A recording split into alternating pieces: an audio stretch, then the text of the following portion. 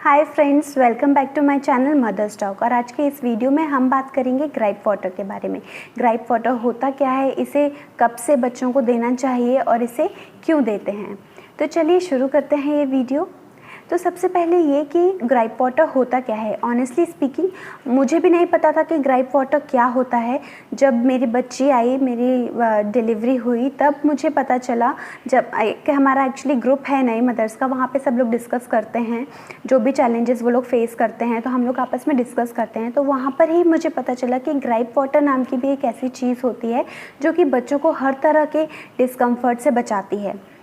तो वैसे मुझे पता चला कि ग्राइप वाटर क्या होता है, लेकिन मुझे कभी भी इसकी ज़रूरत नहीं पड़ी। मैंने ग्राइप वाटर कभी ख़रीदा ही नहीं, कभी उसकी मुझे ज़रूरत ही नहीं पड़ी। मैंने कभी भी इसे अपनी डॉटर को नहीं दिया है।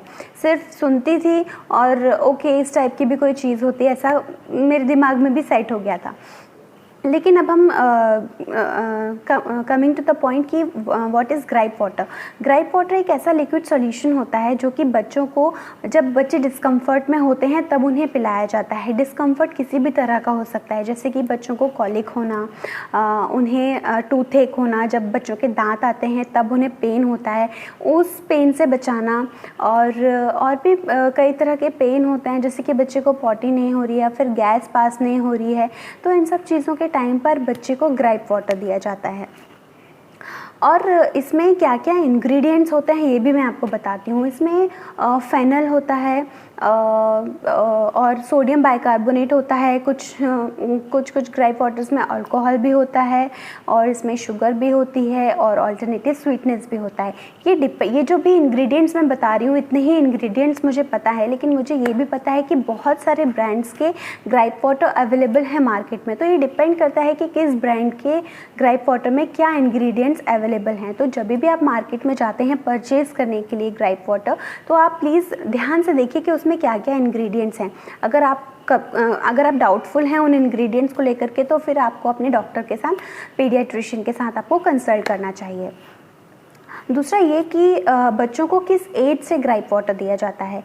ग्राइप वाटर बच्चों को कहा जाता है कि जैसे ही बच्चा 2 वीक्स का हो जाता है उसके बाद से हम उसे ग्राइप वाटर दे सकते हैं। लेकिन ये स्टिल रिकमेंडेड है कि जब तक आपका बच्चा 1 महीने का नहीं होता आप उसे ग्राइप वाटर न दें, क्योंकि उसका डाइजेस्टिव सिस्टम जो है वो स्टिल डेवलप हो रहा होता है, वो अभी भी डेवलपिंग फेज़ में होता है। तो ये रिकमेंडेड है कि 1 महीने के बाद से आप बच्चों को ग्राइप वाटर दे सकते हैं।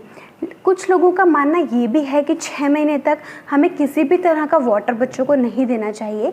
बच्चों को सिर्फ और सिर्फ ब्रेस्ट फीड पर रहना चाहिए। ये मेरा भी मानना है, मैं भी इसी बात पर बिलीव करती हूँ कि 6 महीने तक बच्चों को सिर्फ और सिर्फ ब्रेस्ट मिल्क ही देना चाहिए।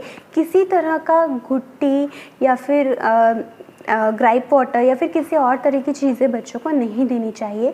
बच्चों को ब्रेस्ट मिल्क से हर एक चीज़ मिल जाती है, तो ज़रूरी नहीं कि आप उसे ग्राइप वाटर दें या फिर कुछ और दें। तो ये डिपेंड करता है इंडिविजुअल पे। डॉक्टर्स भी इस तरह से सजेस्ट करते हैं, कुछ डॉक्टर्स मना भी करते हैं ग्राइप वाटर लेने के लिए। It is ultimately a parents call कि वो किस तरह से बच्चों को कब देना चाहते हैं। तीसरी बात ये कि ग्राइप वाटर क्यों दिया जाता है। ग्राइप वाटर देने के यही मेन रीज़न्स हैं कि बच्चा अगर बहुत रो रहा है या बहुत डिस्कम्फर्ट में है, गैस पास नहीं हो रही है, पॉटी नहीं हो रही है, उसकी वजह से गैस बन रही है, कॉलिक हो गया है, या फिर और किसी भी तरह का इरिटेशन हो, तो ये बोला जाता है कि थोड़ा सा ग्राइप वाटर दे दो, बच्चा ठीक हो जाएगा। अब मेरा पर्सनल सजेशन ये है कि जो इंग्रेडिएंट्स मैंने आपको बताया, उन इंग्रेडिएंट्स को देख करके मेरा पर्सनल सजेशन यही है कि ग्राइप वाटर बच्चों को नहीं देना चाहिए। हालांकि ये कहीं भी प्रूव नहीं हुआ है कि ग्राइप वाटर देने से बच्चों को तुरंत रिलैक्सेशन मिलता है, इसका कहीं भी एविडेंस नहीं है।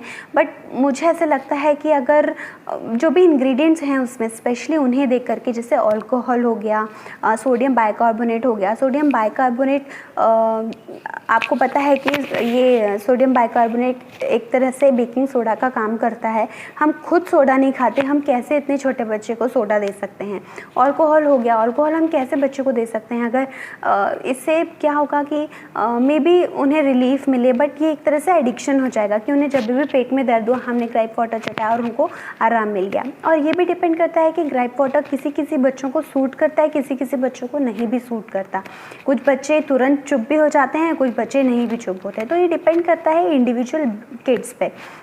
तो ये जो इंग्रेडिएंट्स हैं ये देखकर ही मुझे ऐसा लगता है, अब जैसे कि शुगर हो गया, शुगर और उसमें आर्टिफिशियल स्वीटनेस भी ऐड करते हैं।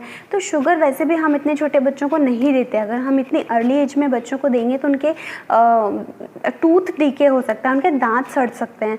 तो हम ये सारी चीज़ें वैसे भी अवॉइड करते हैं हम। तो फिर मुझे नहीं लगता कि कोई पॉइंट है ग्राइप वाटर बच्चों को देना, लेकिन फिर भी एक इंडिविजुअल पेरेंट का कॉल है।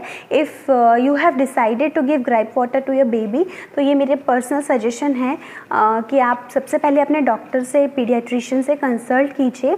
उसके बाद आप चाहें तो आप बच्चे को ग्राइप वाटर दे सकते हैं। लेकिन अगर ग्राइप वाटर ना देकर भी आपका काम चल रहा है तो फिर आई वुड सजेस्ट कि गो फॉर ऑल्टरनेटिव सॉल्यूशंस। अब बात करते हैं हम ऑल्टरनेटिव सॉल्यूशंस की। अगर आपने डिसाइड किया कि आप ग्राइप वाटर बच्चे को नहीं देना चाहते हैं तो फिर आप क्या करेंगे जब बच्चा डिस्कम्फर्ट में होगा तब? तो अगर बच्चा डिस्कम्फर्ट में है और आप ग्राइप वाटर भी यूज़ नहीं करें तो आप कुछ एक चीज़ें फॉलो कर सकते हैं। जैसे कि आप बच्चे को अच्छी तरह से मसाज दे सकते हैं।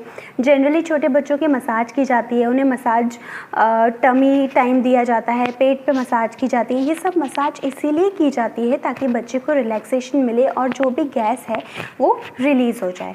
तो आप उन्हें मसाज कर सकते हैं, टमी टाइम दे सकते हैं। आप बच्चे के पेट पे हींग का पेस्ट लगा सकते हैं। हींग का पेस्ट कैसे बनाते हैं, उसका पानी कैसे बनाते हैं, इसके लिए मैंने एक डिफरेंट वीडियो किया है। मैं उसकी लिंक डिस्क्रिप्शन बॉक्स में देती हूँ। अगर आपको ज़रूरत पड़े तो आप जा कर के ज़रूर चेक कीजिएगा। तो आप हींग का पानी लगा सकते हैं उनके बच्चों के पेट पे। नहलाने के बाद आप बच्चों को अच्छी तरह से स्वेडल करके रख सकते हैं। वो जितना ज़्यादा स्वेडल रहेंगे उतना ही उनको कंफर्ट मिलेगा और वो थोड़ा ज़्यादा समय तक सोएंगे। तो जितना ज़्यादा सोएंगे बच्चे अपने आप को रिकवर कर लेंगे। तो ये सारे ऑल्टरनेटिव्स हैं जो कि आप यूज़ कर सकते हैं if you are not opting for gripe water.